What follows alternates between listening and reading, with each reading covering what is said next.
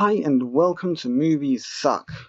Whoa, so we hear a little bit more about the new Anne Boleyn series on Channel 5. And it really doesn't get any better. I made a story about this once already, about how it was rather stupid to try and have Anne Boleyn played by a black woman, even though there are some vague reports that she was slightly dusky-skinned.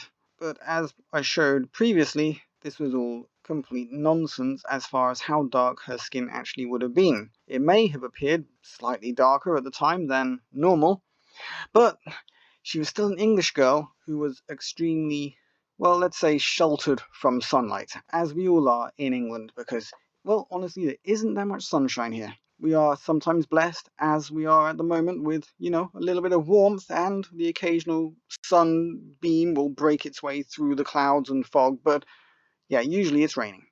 So, let's have a read of this story on Bounding into Comics.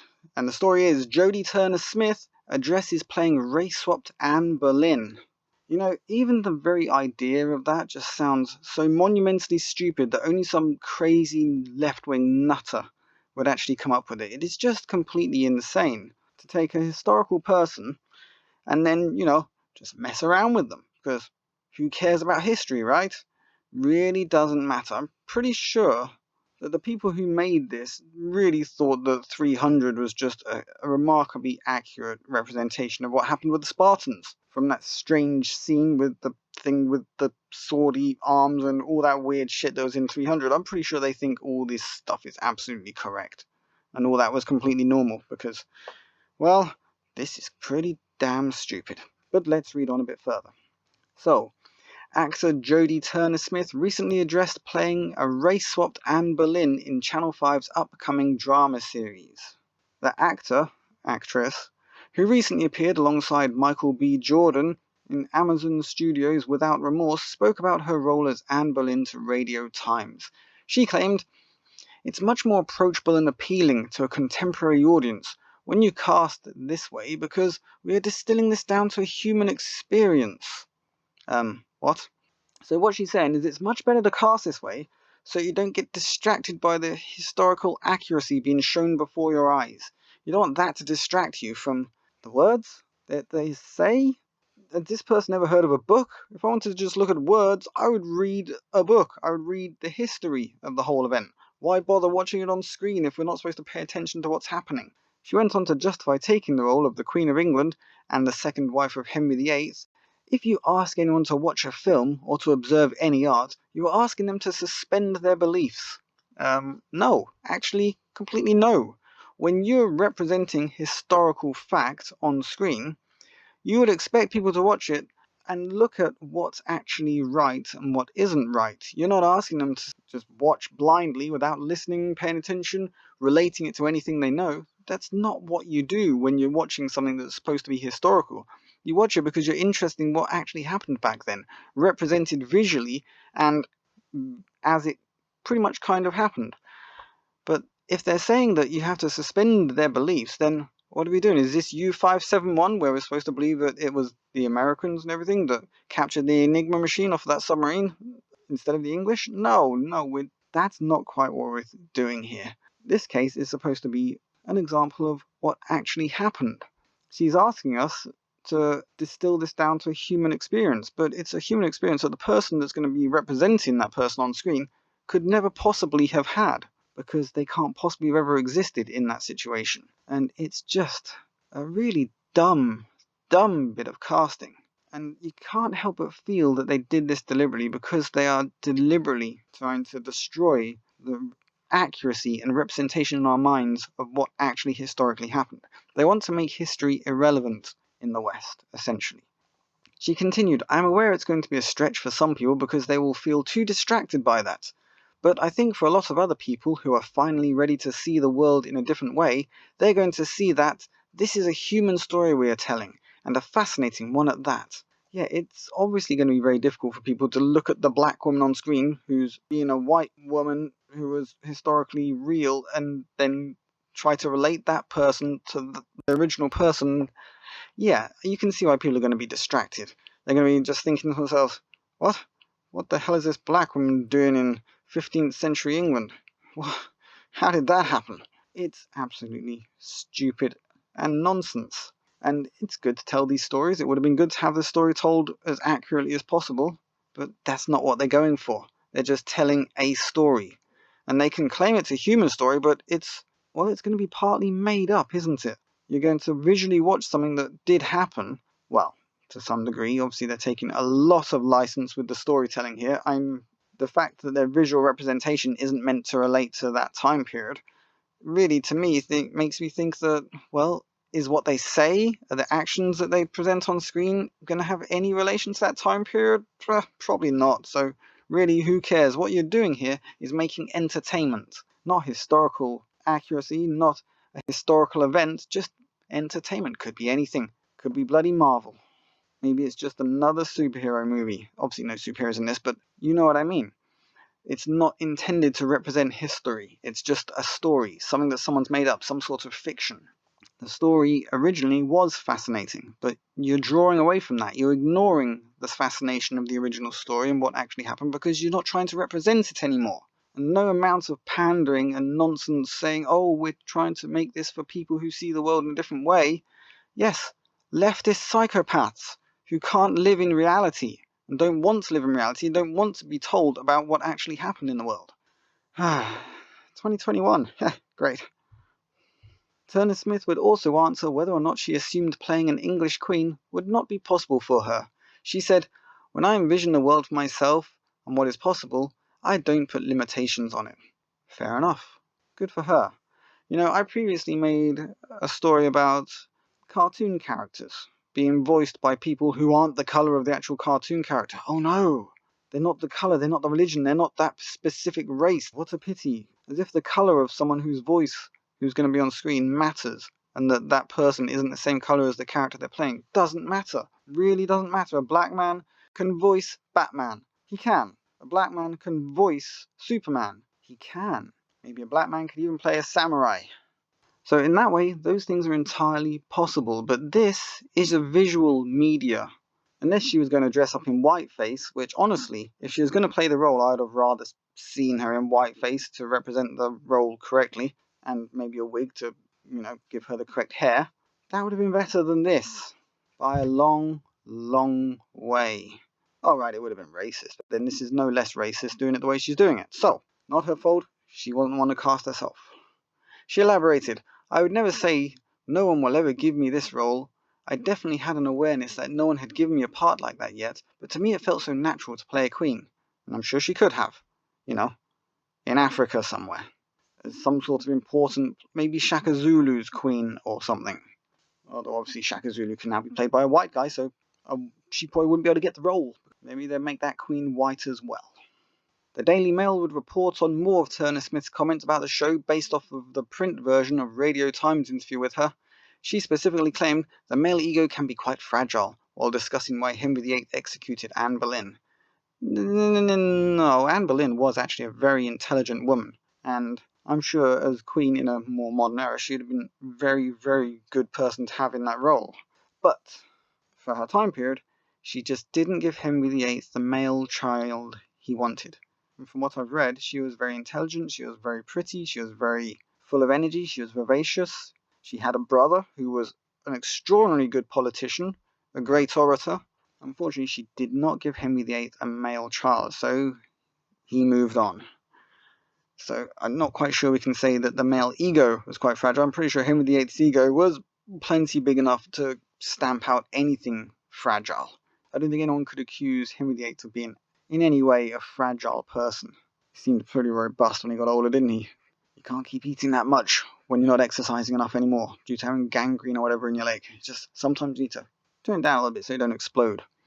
Anyway, she said, "Before I met my husband, who apparently is the affair star Joshua Jackson," no, I've never heard of him either, "some of the men I dated would love what they saw, but the minute we got together, the thing they loved was the very thing they wanted to stamp out."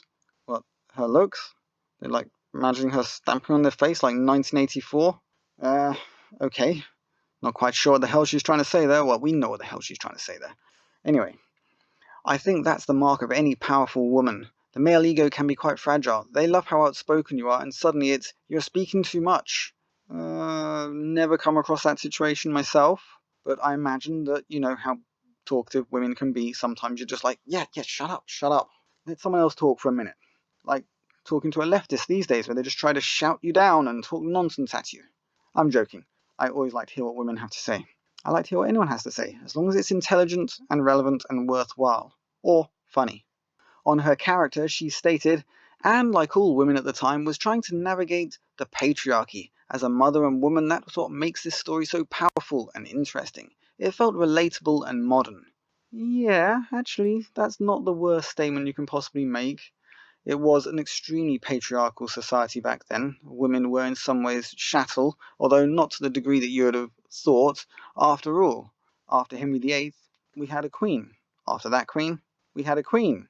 And so on. It says Anne Boleyn was born in 1501. She married Henry VIII in 1533 and reigned as Queen of England until 1536, when he had her executed for treason and a number of other charges like incest. In case you're wondering, that was incest with her brother, who I believe's name was Thomas Boleyn. I'd have to double check on that, but yeah, this is a pretty crazy point in history, and it would have been interesting to actually have it told properly, but I don't think we can even begin to hope that this period of history would be told properly. Certainly not in this series. I think we're going to be lucky if they can actually get the shoes right, the dresses, the buildings, anything right. I don't think they even care. So, Turner Smith wasn't the only one to discuss the show. The production company Fable Pictures added their own statement about the show and the casting of Turner Smith as Anne Boleyn.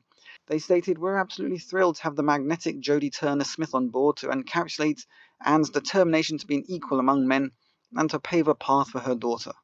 For 3 years, yeah, I don't think she got much done. But you never know. Her daughter was Elizabeth I. We feel that history has sidelined the voice of this ambitious queen in favour of the men who brought her down, and that Lindsay Miller's beautiful intimate vision will put Anne's gaze at the heart of the piece, they added. Really, I can't imagine I will ever care what these people want to make ever again, because it's not going to matter.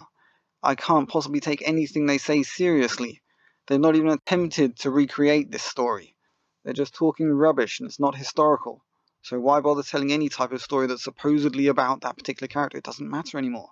Vacuum director of programs Ben Frau also stated, this project reframes her story as a propulsive psychological thriller told from a new perspective, with top talent like Jodie Turner Smith attached. Frau added, it was simply too irresistible to say no, and I'm excited to see the finished product. So in other words, they're not telling the actual story. Reframe her story from the point of view of a modern person looking at it. Yeah. Why bother? Really, just why bother telling the story at all? I'm sure he is extremely excited. I'm also pretty sure I know all about his politics. The director of the show, Lindsay Miller, previously defended the casting of Turner Smith back in January. She stated, I feel very strongly that we have the best actress for the role, so I'm happy to stand by it. And I'm sure she was happy to stand by it. I'm sure I could understand her politics just as well. These people are all the same sort of people. They really don't care. Oh, I'm very proud of what we've created together, so let them talk. There are going to be a lot of people who don't like it. But I feel like there has to be space for that. And there are going to be a lot of people who love it. I'm one of them, Miller relayed. Yes, I imagine there are going to be a lot of people who really don't give a damn about the country who will love this. The sort of people who really should be kicked out of the country for being extremely disrespectful to its history and culture. Incidentally, this is actually a picture of Anne Boleyn. This is some black woman. This is really Anne Boleyn. Or at least a close representation of her. There were more pictures. Sadly, I believe Henry VIII actually destroyed a lot of the pictures that existed of her. Very, very sad for our current history. It would have been good to have more pictures. It would have been good to have more pictures of all different people from these eras when you actually know that they're important. Because you like to have a representation in your mind of what they actually look like. The show will be a 3-part series that was written by Eve Hedderwick Turner, along with Turner Smith as Anne Boleyn, and the cast also includes Papa Esedu as Anne Boleyn's brother George. Oh, that was right, George Boleyn, not Thomas, sorry. Barry Ward plays Thomas Cromwell, and Talissa Tixiera as Madge Shelton, or Margaret Shelton, more accurately, sister of Mary Shelton, who was actually thought to be one of Henry VIII's lovers, rather than Madge. Other members of the cast include Jamil Westman and Amanda Burton. Did you notice a problem with some of those names? Yeah, they sounded not very English, did they? That's because, let's have a look. So, Papa Asidhu, playing her brother, George Boleyn. Yeah, this is who they've chosen. So, it goes to show that Anne Boleyn, the named character, isn't the only problem that we're going to have with this particular series, since they've also decided to swap her brother's race as well. Surprisingly, to swap his gender, since none of this stuff seems to matter to these people anymore. And Talissa Texiera, playing Mad, yeah, another complete race swap. So more stupid nonsense. And then we have, this is Jamil Westman. He is also a character in this. I can't remember what character he plays, but admittedly he would pretty much mostly probably be able to get away with it, since it was only his grandfather or great-grandfather, I believe, that was actually black. But, it's still not exactly accurate, is it? And then we have another actor whose name is extremely English. Abhin Galea. He looks really English, doesn't he? No, he doesn't? Yeah, no, he doesn't.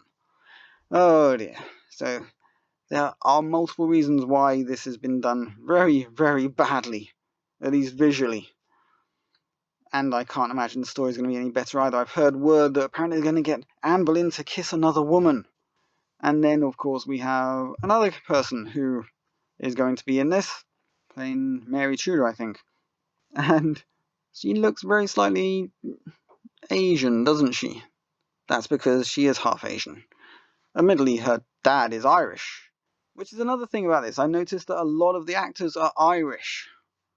You might as well push this to its entire limit. Obviously, Irish people can play English people perfectly fine. They look the same. But they're still Irish, aren't they? You might as well point them out as well. A lot of Irishmen in this, and an Italian, I think. And I'm not exactly sure how many English people are actually in this at all. I've seen some footage from a trailer, and I noticed that a lot of the extras are also of various different colours. So they've obviously tried to continue the theme of not actually attempting to portray this in any way accurately. And so I don't think there's much to look forward to here, except a load of nonsense.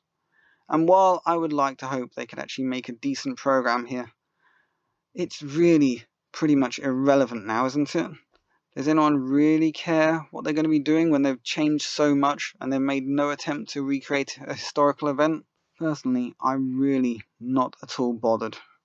So, Lola Pettigrew plays Jane Seymour. That was another character who they're going to have kiss with, here it says here.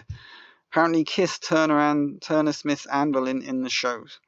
Because, why not? Why not have like some sort of lesbian kiss thing going on in a historical event, which we can't prove ever happened? Who says it didn't? Maybe it did. But we all know why they're doing this. It is rather bizarre, stupid, and pointless. Why not recreate history in a way that's, historical and accurate to what actually happened? Visually as well as, obviously, in the script.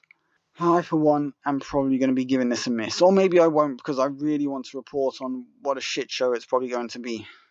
I don't know. Can I possibly bring myself to watch this crap? I'm not sure. It's going to be a tough ask. This is Movie Sucks, signing out. Leave a like, share, subscribe. I will catch you guys on the flip side.